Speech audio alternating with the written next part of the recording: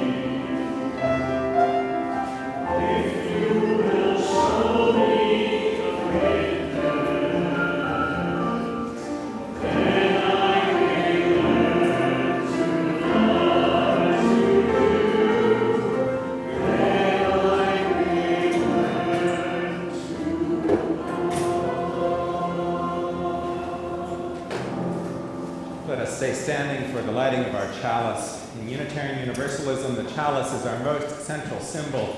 It, for us, is the light of truth and knowledge, a light of hope and of peace, of friendship and in love. This morning, we light it with these words by Albert Schweitzer. At times, our own light goes out and is rekindled by the spark from another person. Each of us has cause to think with deep gratitude of those who have lighted the flame within us. Please be seated.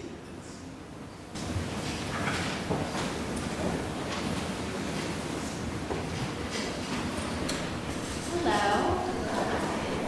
I'm Elizabeth Garin. Right now I'm the Shared Director of Lifespan and Religious Ed here at Lancaster and at York. I was at York yesterday for last Sunday for water ceremony, and I'm excited to be here to welcome this new space with you all. Today, our service is on ministering to trauma. And as some of you know who have met me, I have experienced my fair share of trauma. And I have shared those stories with you, and you have shared your stories with me, and we have connected. And it's what really brought me to Unitarian Universalism. So when I thought about what to offer today, I wanted to say this summer I actually have been really working on kind of what trauma does in our bodies.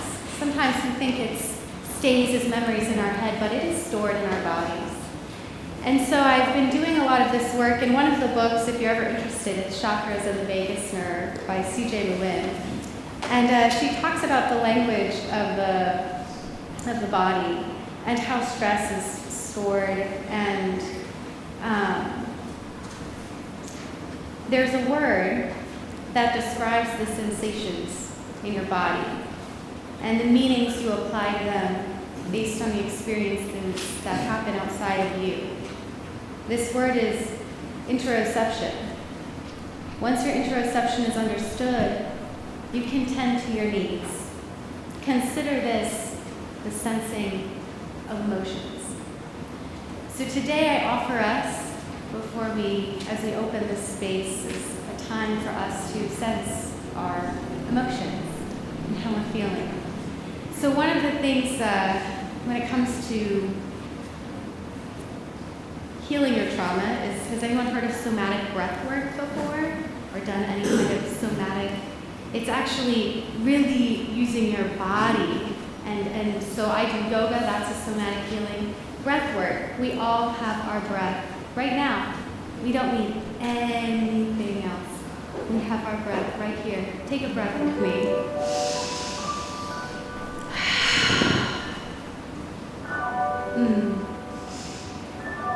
So somatic breath work is a therapeutic practice that uses breathing to connect the mind and the body and improve your overall well-being. It's based on the idea that thoughts, memories, emotions, and physical sensations are all interconnected. What a you word. So today I'm going to share a little meditation for us. So I ask you to close your eyes if that feels comfortable, if it feels safe. Put your hand on your heart, maybe a hand on your stomach. These are energy centers of our body. Take a breath in. And as I read these words, continue to breathe through these parts of yourself. Feel what you're feeling, no judgment, no shame, no guilt. Just feel it. And find comfort in the words and in your breath, because that's all we have.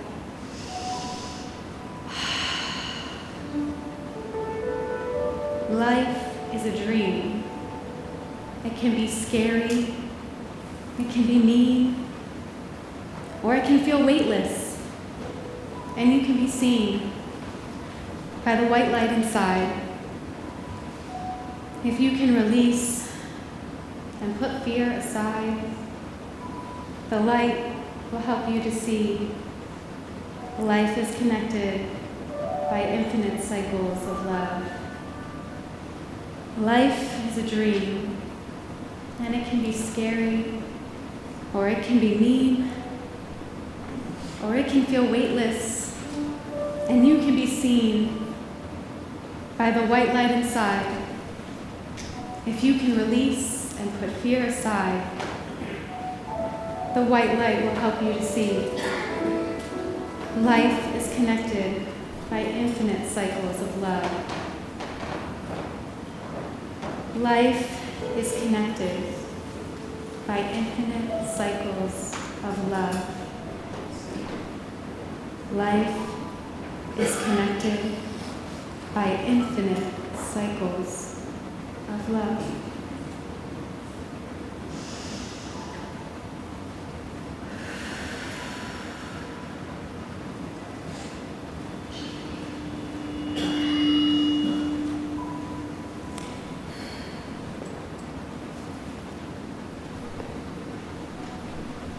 hold that with you today in this sacred space with this beautiful community.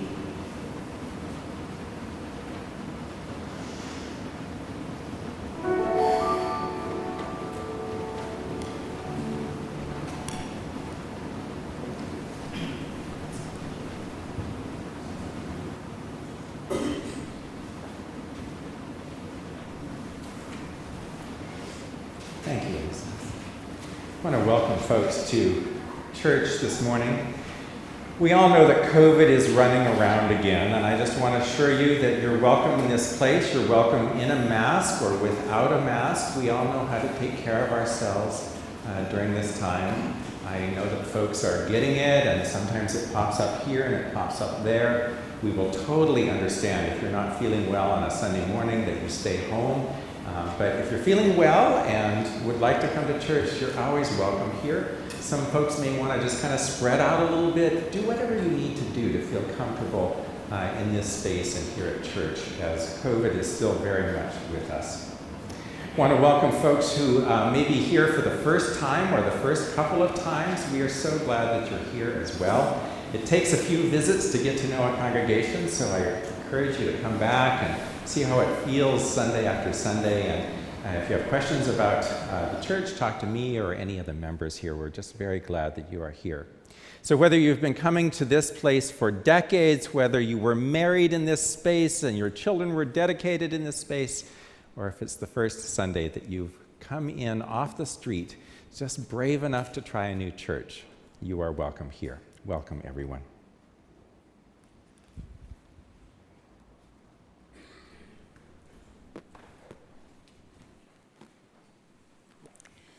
Please join me in the responsive reading, number 490, of Wild Geese, and this is found in the back of your green hymnal.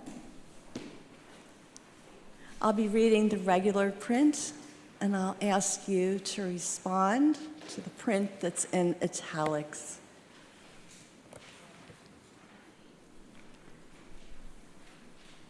Number 490.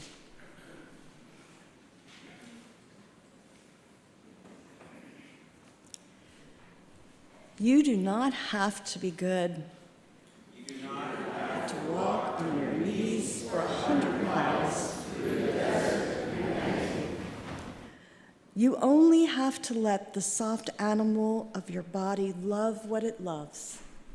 Tell me about the stair, yours, and I will tell you mine. Meanwhile, the world goes on. Meanwhile, the sun and the weird pebbles of the rain are moving across the landscapes, over the prairies and leafy trees, the mountains and the rivers. Meanwhile, the wild geese, high in the clean blue air, are heading home again. Wherever you are, no matter how lonely, the world offers itself to your imagination, calls to you like a wild geese, harsh and exciting, over and over, announcing your place in the family of things.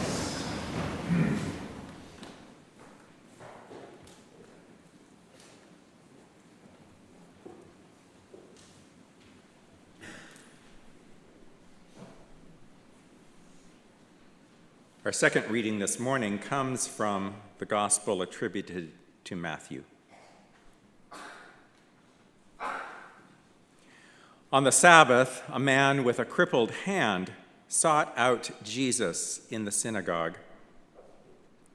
The leaders said to Jesus, "Is it legal to heal on the Sabbath?" They were baiting him.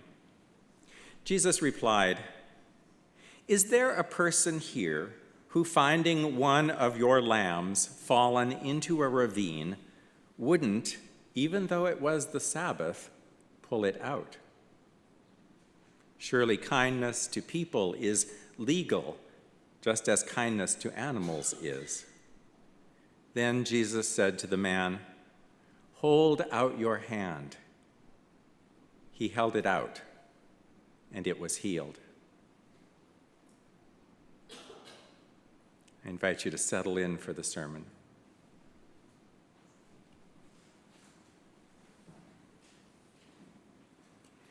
You do not have to be good. You do not have to walk on your knees for 100 miles through the desert repenting. You only have to let the soft animal of your body love what it loves. Tell me about despair, yours, and I will tell you mine. Mary Oliver invites us into a different way of being with each other and with ourselves. Her message of grace brings tears to our eyes because we hope that it is true. We hope that we are worthy. We hope we are forgiven. We hope we are loved. 23 years ago, after the terrorist attacks of September 11, 2001, we cannot help but reflect on the world before that day and the world since. Any of us who were at least 10 years old that day remember where we were.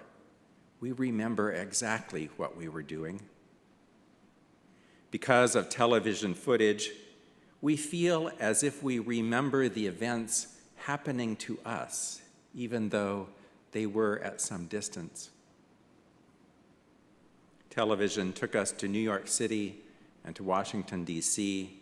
that day and many times since. Choices made by our government and military in the aftermath of that terrible day have shaped 2 decades since. Our national trauma of that day was turned into a revenge scenario that destroyed the lives of millions of people in other countries.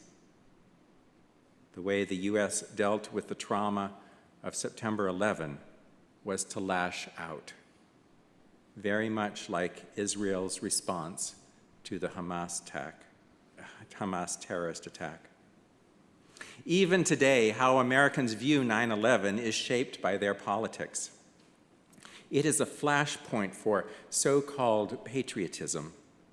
It still breeds a political isolationism that pits the United States against the rest of the world. The amazing sense of human community that marked the first couple of weeks after September 11 faded quickly as the war machines ramped up. Tell me about despair, yours, and I will tell you mine. I was in this exact room the morning of September 11, 2001. By coincidence, there was a regional ministers' gathering here in Lancaster that day. We all arrived having spent some time on the roads that morning. Some of us knew what was happening, and some of us did not. As people came through the doors of this church, the very doors that you walked through, you could tell whether the news had reached them or not. Smiling faces quickly turned to concerned ones, and then often to tears. As a group, we watched some television coverage until it was clear that our meeting was not going to happen, and our world was not going to be the same. For half an hour, we prayed in this sanctuary, sitting right where you're sitting, before heading home again to comfort our own congregations the best that we could. The shared trauma of that day can still be felt in our country. One of the reasons the anniversary of September 11 seems so poignant is because we are all living through shared traumas right now. A war between Ukraine and Russia, a war between Israel and Hamas, a bruising election cycle, and the continuation of COVID-19. Much different than a single day filled with death and terror, these traumas have been with us for years, and there is no end in sight. The collective trauma we are going through right now is ongoing, and it is global. It has taken vastly more lives than September 11th or the wars that followed it. Meanwhile, the world goes on. I read an interesting article recently that asked the question, could congregations be spiritual trauma centers for their communities? And I was struck by that idea. So often, Unitarian Universalist congregations struggle to have a clear mission.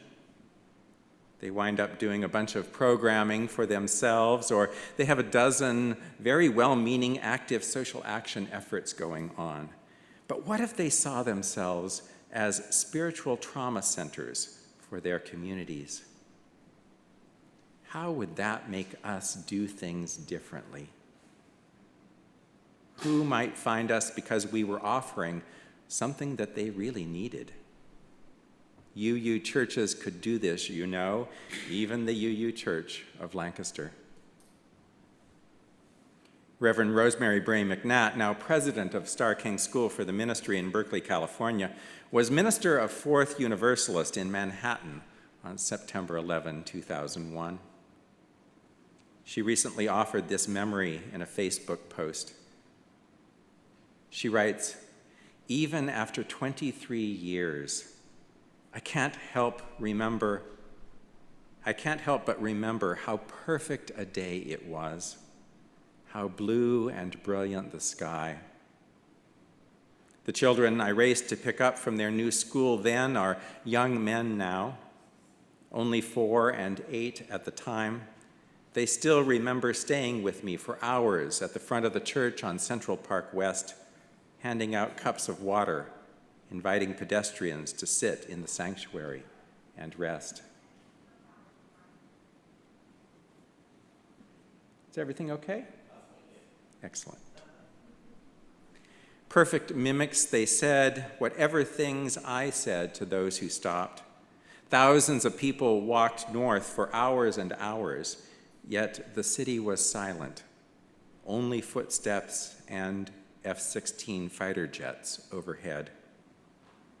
She writes, "By the time my husband got to us, it was nearly dark. We kept the church open for 12 hours a day for the next 3 weeks, with people coming to pray or to rage or to sit. We were so lucky," she reflects. "No one we loved died or was hurt. Bob and I didn't lose our jobs, but the world had changed forever. We just didn't know it yet." Ministering to trauma is important. It's something churches can do. It's something that we all are doing this morning, however imperfectly. Each of us made a decision this morning whether to venture into this sanctuary or to watch it later online or to just avoid church altogether today. All of us are forced to make decisions every day that test our risk tolerance. All of us need to hear the message, there is no right way to do this. There is no right way to do this. If you are feeling overwhelmed this morning, that is perfectly understandable. If you are feeling sad and uncertain, that is perfectly understandable. Of course, we would all like to not worry about things, but the traumas we are living through are not over. Traumas make it all the more important that ours is a spiritually grounded place in Lancaster. The story of Jesus healing the man with the withered hand is used usually to demonstrate how the spirit of a rule is more important than the rule itself. It's used to discredit strict adherence to religious practices in the face of real needs. But I wonder if it might give us a slightly different meaning this morning. I wonder if Jesus isn't saying, healing is all we should be about on a Sunday morning. Listen again. Jesus asks, "Is there a person here who, finding one of your lambs fallen into a ravine, wouldn't, even though it was the Sabbath, pull it out?"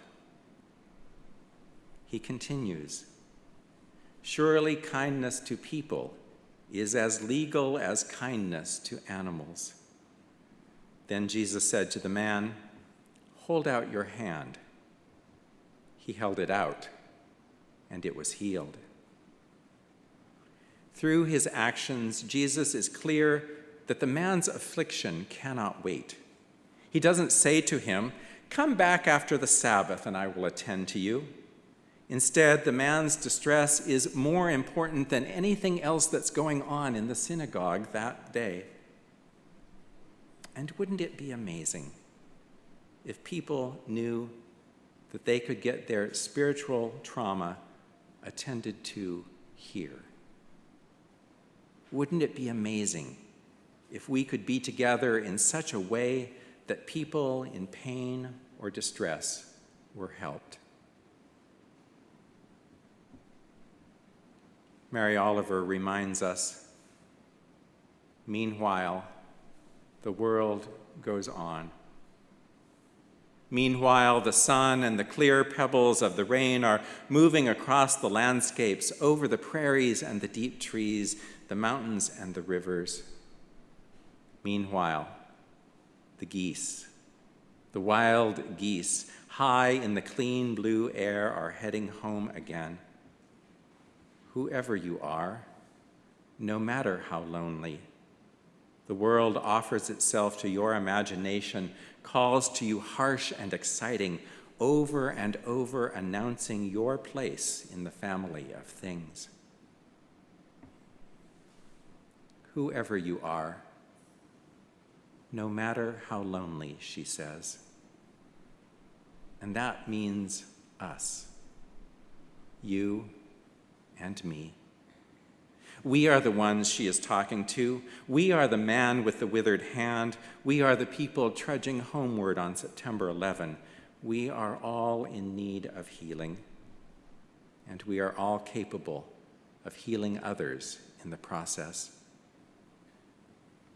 The world offers itself to our imagination, calls to us like the wild geese, harsh and exciting. If we have learned anything in the last 23 years, it is that wounds that are never attended to never heal. And we have also learned that if healing takes place, spiritual trauma leaves. It is not what happens to us in this life that matters. All of us will be wounded. It's whether or not we take the time to be healed and to heal that matters. Might we each find a way to do both? So be it. Amen.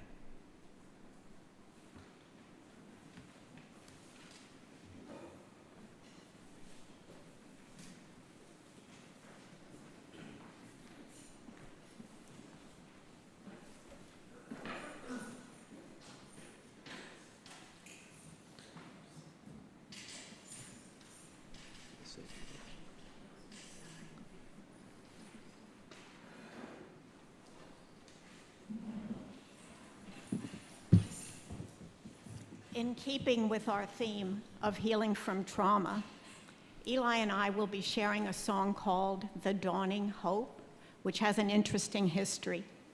The lyrics were written by a Vietnam veteran, Sandy, to help her to heal from depression. She wrote the words in a workshop run by a branch of Music for Everyone, and it's called Write Face, W-R-I-T-E, which provides guidance for veterans to express their feelings through writing. They then have the opportunity to work with a musician to create a song to be featured in a Veterans Day concert at the Ware Center. In this case, the musician was me, and our collaboration last year was one of the most meaningful musical experiences of my life, even though it was terrifying at times. So it's an honor to share this song with you.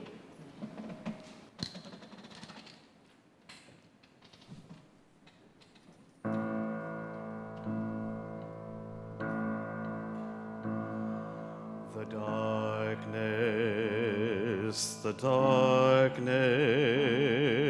darkness comes and swallows me. The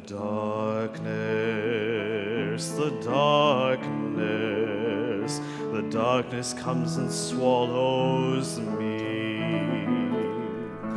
Deep into this pit made sightless by darkness, I lost my way. Hope imprisoned in turmoil and fear must escape. I have a worth, my light, my morning star, the cracking of the dawn, a gleam of hope, light breaking the shell of darkness, a glimmer of light, the light of love, sun-kissed, a ray of sunshine of overwhelming love. I close my eyes and feel the dawn, smell the dawn, taste the dawn, hear the dawn, touch the dawn. Eyes open, I see the dawn, calling in the sun.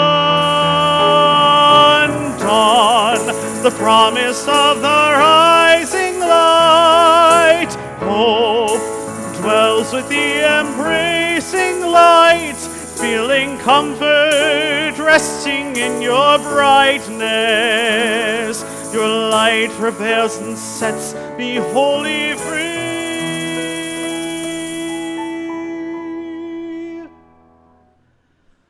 I close my eyes and feel the dawn, smell the dawn, taste the dawn, hear the dawn, touch the dawn. Eyes open, I see the dawn. I see the dawning of hope, the dawning of hope, the dawning of hope, the dawning of hope.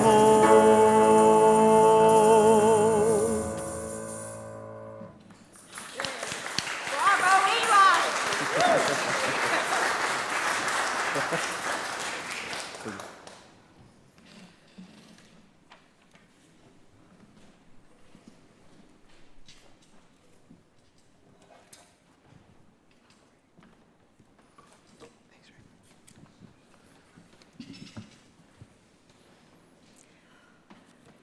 No one right way to do this. 40 years ago, my husband and son's father passed away from a drug overdose. I was 24 years old and my son was 2.5. An overdose death does not take place in a vacuum.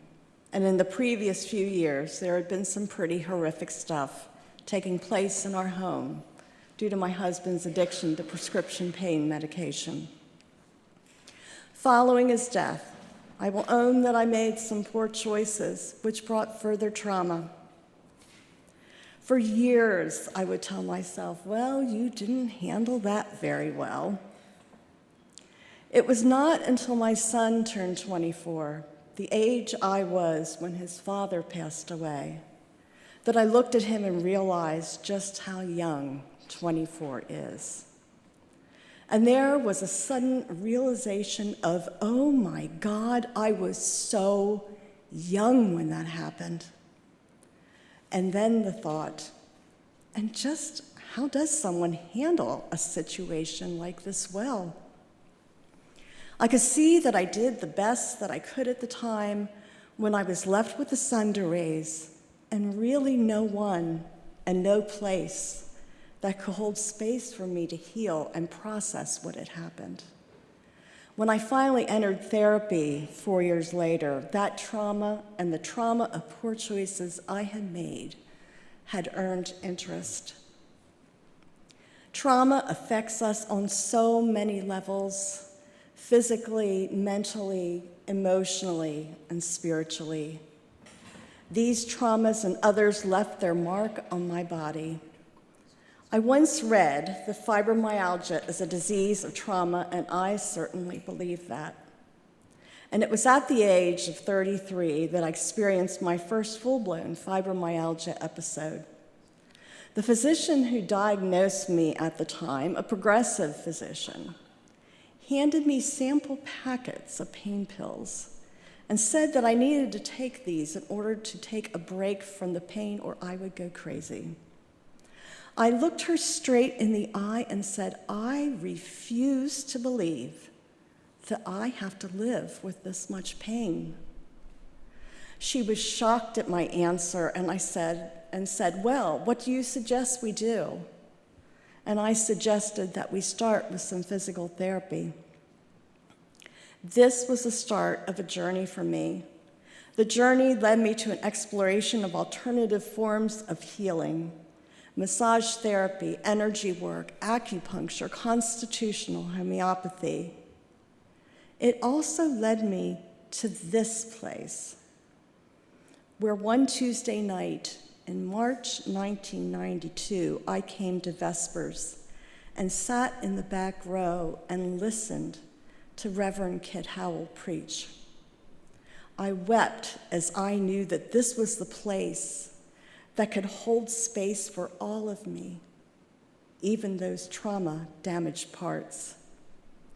And that, in turn, was the base for further spiritual exploration of both earth-based, goddess-centered spirituality and of the Sufi path. I can tell you that today, what keeps me centered is a daily spiritual practice: yoga, massage, being in spiritual community, and spending quality time with my son and my really good friends. It is tending to my home. It is the right way for me. It nourishes and feeds me. And it is also true that it takes commitment and discipline and making time. It is all too easy to get pulled into situations that may cause further trauma, or to say, I have too much work. Maybe I can just skip that yoga class, or I'll get in touch with that friend later. If there is anything that this pandemic has taught me, is that I can't take any of these things for granted. This is the right way for me, and I am a firm believer that each person has their own right way. Those who gather here in this place are fortunate that UUCL is a place that holds that space of acceptance for each one of us. May it continue to be that space for all who enter here.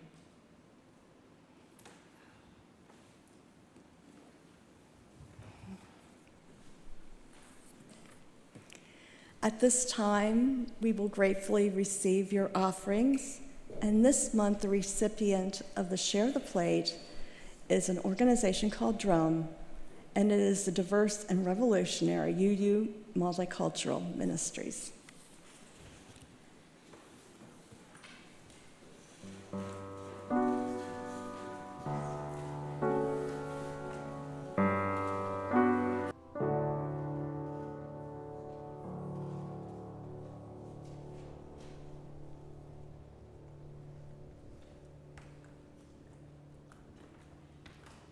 An important ritual in this congregation are the laying of stones of joy and sorrow. If there's someone or something on your mind this morning and you'd like to come forward, please do so and choose a stone and lay it in the sand, knowing that together these prayers of ours are gathered. I invite you to come up this aisle or this aisle, and then you'll return home by the far aisle. coming just in front of the sound booth back there. So please come forward and offer the stones of joy and sorrow for the things that are on your hearts. And then I'll offer a prayer.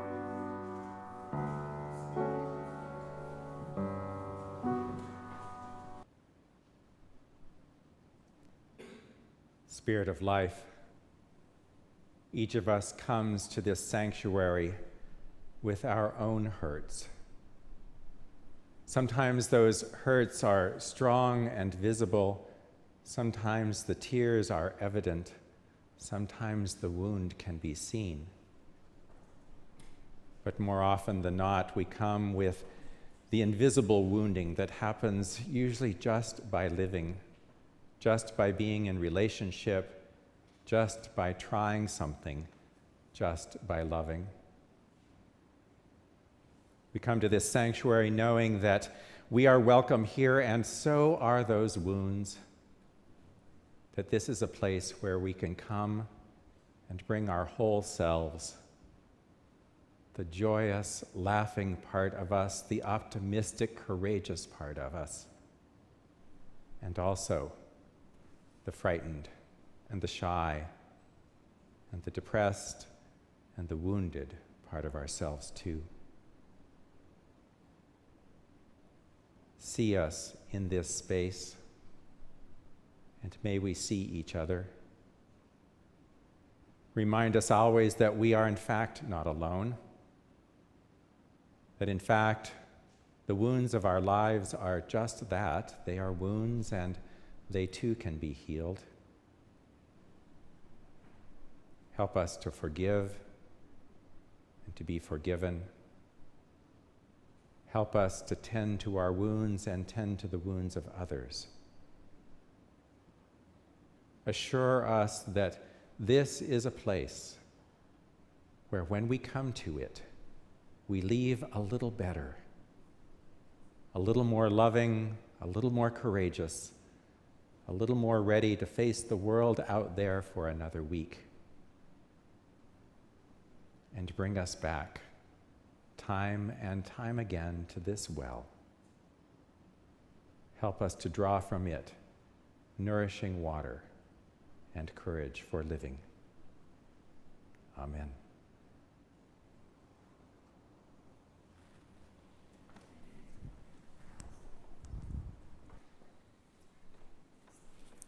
Please join me in the affirmation of faith, which is found in the front of the green hymnal. Love is the spirit of this church, and service is its gift. This is our great covenant, to dwell together in peace, to seek the truth in love, and to help one another. Amor al Espíritu en esta iglesia, y al servicio de su ofrenda. Este es nuestro gran pacto. El convivir unidos en paz, al buscar la verdad, amor, y darnos unos a los otros. So just a few announcements. Luann Miller, the board president, will have copies of the letter from the board and minister available after the service. And actually, all board members are available at any time to talk to you or to answer questions about the church. And for those board members who are here, could you please stand so people see who you are? So anyone have any questions after church or any time, you know who to see. Thank you. We also invite everybody to come downstairs to Emerson Hall after church for coffee and conversation and time in community. And anybody who needs an elevator, there's one just outside. You press the button that is labeled Emerson Hall. Thank you, Linda. Let us sing again. I invite you to find that teal hymnal and turn to number 1008. We'll stand as we are able and sing together, When Our Heart is in a Holy Place, number 1008.